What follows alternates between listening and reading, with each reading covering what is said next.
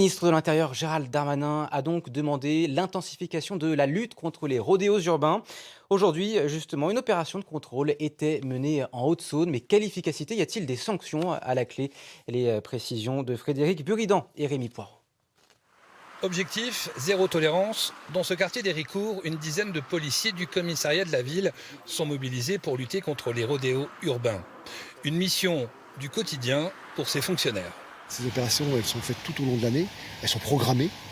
Et puis en dehors des opérations programmées, il y a tout au long des patrouilles qu'effectuent les unités de voie publique.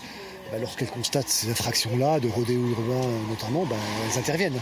Donc il y a les opérations programmées plus le quotidien des patrouilles. En l'espace d'une semaine, 23 infractions et un véhicule a été saisi en Haute-Saône.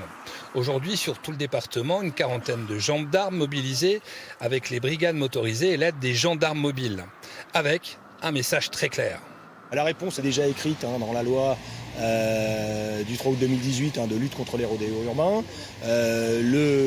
La personne qui s'adonne à ce genre d'activité a un risque 15 000 € d'amende et 1 an d'emprisonnement au maximum. Mais bien évidemment, la gamme des sanctions est assez large et commence en tout premier lieu par la saisie et la destruction de l'engin incriminé s'il en est le propriétaire. D'autres contrôles d'ampleur sont prévus dans les semaines à venir.